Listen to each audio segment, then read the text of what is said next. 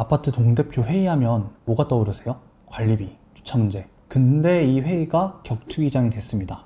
그것도 싸움 각서까지 쓰고요. 쉽게 말해서 야차를 한 거죠.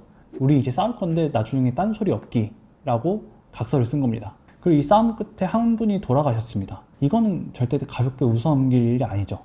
근데 더 놀라운 건 법원의 결론입니다. 폭행치사는 무죄가 나왔어요. 사람이 죽었는데 왜 폭행치사가 무죄일까요?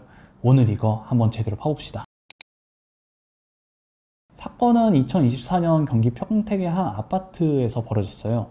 동대표들끼리 모여서 회의를 하고 있었는데 이제 안건이 불법 주정차 스티커를 붙이는 문제였습니다.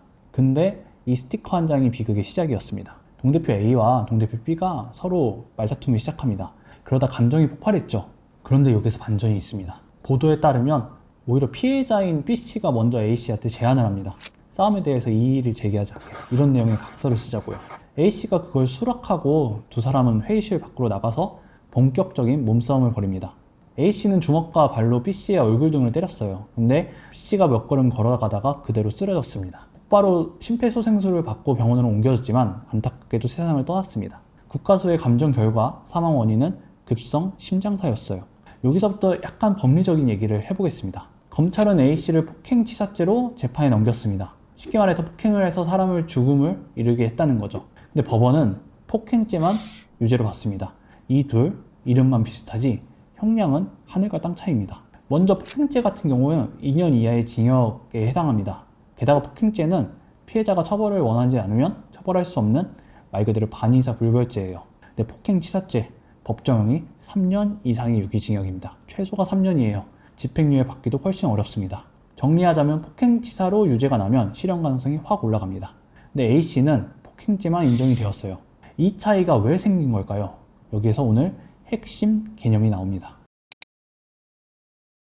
폭행치사죄는 법률 용어로 결과적 가중범이라고 합니다. 무슨 말이냐?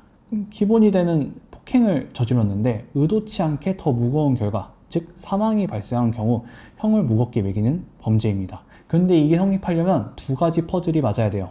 첫째, 인과관계입니다. 그 폭행 때문에 사망이라는 결과가 생겼는가? 둘째는 바로 예견 가능성입니다. 그 결과를 예견할 수 있었는가? 쉽게 말해서 어떤 사망의 결과에 대한 예견 가능성, 즉 과실이 있어야 된다는 것이 대법원 판례입니다. 자, 이 사건에서 법원은 첫 번째 퍼즐인 인과관계는 인정을 했어요. 근데 두 번째 퍼즐인 예견 가능성에서 딱 걸립니다.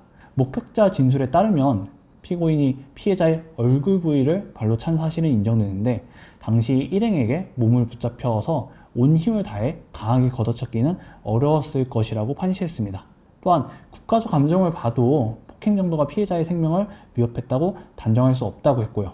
1심도 피해자에게 어떤 평소에 특별한 기저질환이 없고 체격도 피고인보다 컸던 점에 비추어 폭행으로 사망할 것이라 쉽게 예상하기 어려웠을 것이라고 봤습니다. 그래서 결론은 어떻게 됐을까요?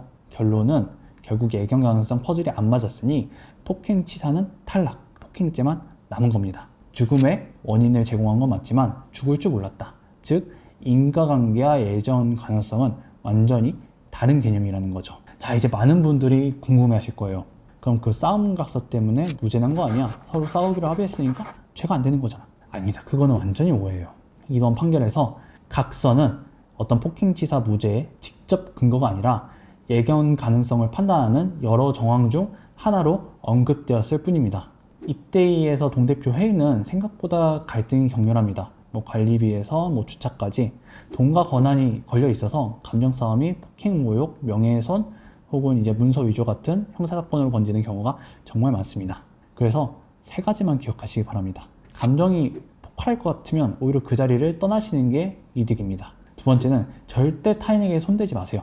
밀치기, 멱살 잡기도 다 폭행죄로 의율될 수 있습니다. 그리고 세 번째는 갈등은 오히려 기록으로 문자, 이메일, 내용 증명, 회의록으로 남기세요.